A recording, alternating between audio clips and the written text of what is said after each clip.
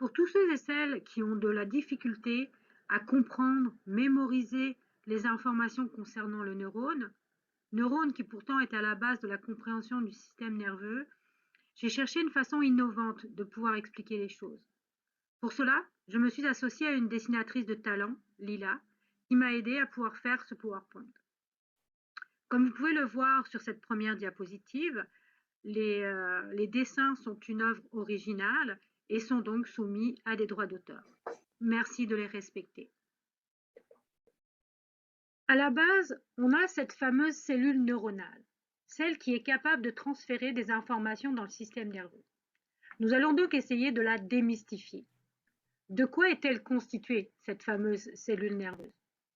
Alors schématiquement, vous voyez représenter ici une cellule nerveuse ou un neurone, et ça a à peu près l'allure de ce que vous voyez. Pour mieux comprendre, on a fait une analogie avec le corps humain, comme vous pouvez le voir ici, ou ce qui ressemble plus ou moins à un corps humain pour l'instant. Notez que le code de couleur qui est utilisé ici sera utilisé pour tout le reste du film. Alors, le neurone est coiffé de dendrites, comme l'être humain possède une chevelure ou des cheveux. Sur ces dendrites, on retrouve des épines dendritiques, tout comme l'être humain a des épis dans ses cheveux. On sait que l'humain peut avoir des cheveux qui sont de différentes natures, des cheveux épais, des cheveux bouclés, des cheveux longs, etc. Tout comme l'ensemble des dendrites, qu'on appelle l'arborisation dendritique, et qui peut être petit, touffu, avoir beaucoup de connexions, en avoir très peu. Tout comme les épis dans nos cheveux, les épines dendritiques peuvent être nombreuses ou pas du tout. Et tout comme les épis dans nos cheveux, certaines épines dendritiques sont toujours présentes et d'autres vont se créer, apparaître. D'autres encore vont disparaître. Le neurone possède un corps cellulaire, mais ça, on y reviendra dans la diapositive suivante. En mauve, vous pouvez voir le prolongement qui recevra les ordres et qui les transmettra. Tout comme le corps humain reçoit des infos et produit un comportement. Ce prolongement, c'est l'axone, et il va transférer les informations jusqu'à la partie finale du neurone, l'arborisation terminale et les boutons terminaux ou boutons synaptiques. Si on reste dans l'analogie, c'est là que ça devient un petit peu différent, car les segments terminaux seraient les doigts de pied et les boutons synaptiques les ongles. Mais si le neurone peut avoir une arborisation terminale plus ou moins importante, s'il peut avoir beaucoup de boutons synaptiques, l'humain, lui, reste toujours avec le même nombre de doigts de pied. Passons maintenant à la tête pensante du neurone, au centre où les informations sont compilées, traitées et redistribuées. Bien évidemment, cela vous fait penser à la tête et à notre cerveau. Dans le neurone, on parle de corps cellulaire et on parle du noyau qui est représenté ici en jaune. Le noyau est l'endroit où est conservé, préservé le précieux code génétique et il travaille pour maintenir le neurone fonctionnel. La membrane cellulaire, qui est tout autour du neurone, ressemble à la peau qui elle aussi va se retrouver tout autour du corps humain. Donc, quand le corps cellulaire prend une décision, il va la transférer via l'axone. Tout comme lorsque notre cerveau planifie un comportement. L'ordre en est donné à tout le corps.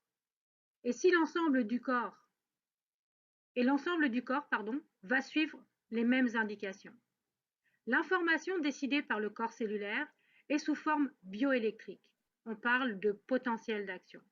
C'est un courant électrique qui va se propager sur l'axone. Le potentiel d'action apparaît au début de l'axone, au niveau de ce qu'on appelle le cône d'implantation, qui pourrait être représenté par le cou de l'humain dans notre analogie. Complétons un peu ce neurone. En plus de tous les éléments cités auparavant, on retrouve des collatérales qui émergent de l'axone. On peut voir ces collatérales en orange. Qu'est-ce donc encore que ces collatérales? Tout comme le corps entier va participer au comportement de façon harmonieuse, l'axone et les collatérales vont recevoir les mêmes informations. Si mon corps reçoit l'ordre d'aller vers la droite, une partie de mon corps ne va pas décider d'aller vers la gauche. C'est la même chose pour l'axone et les collatérales. L'information qui émerge du corps cellulaire, le potentiel d'action, va se propager sur l'axone et dans toutes les collatérales de façon identique. C'est le même PA le même courant électrique. C'est donc exactement la même information qui se propage sur l'axone et les collatérales. Ben à quoi ça sert alors, si c'est la même chose? Ça sert à diffuser l'information à plusieurs autres neurones, comme une personne qui joue de la batterie sur un même rythme. Il utilise ses deux mains avec les baguettes, il utilise ses pieds pour la grosse caisse, mais il envoie le même rythme musical via tous ses membres. Pour la façon dont les informations se transfèrent d'un neurone à l'autre, on verra ça une prochaine fois. Revenons à notre schéma de base pour y ajouter encore quelques subtilités. Le neurone et les collatérales sont recouverts d'une substance, comme les habits pour l'humain. Cette substance, c'est la gaine de myéline. Elle sert à isoler les neurones les uns des autres, pour qu'il n'y ait pas de courant électrique entre eux. Elle a un rôle aussi dans la propagation de l'information. Elle va permettre au potentiel d'action, le courant bioélectrique, de se propager plus rapidement.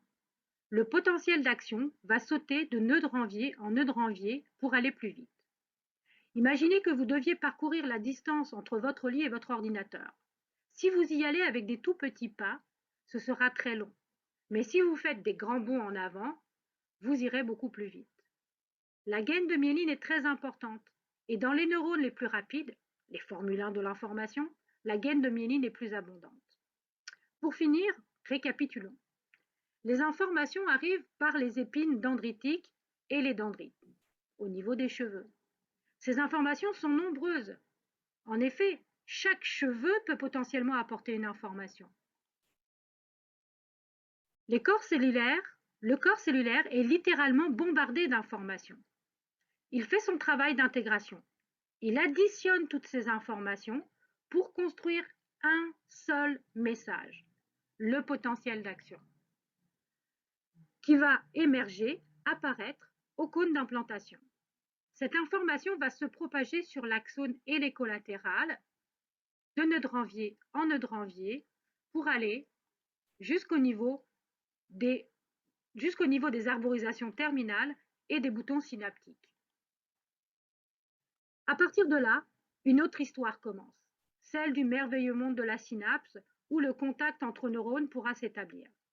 Mais là, c'est un tout autre chapitre de l'histoire des neurones que nous vous raconterons peut-être un peu plus tard.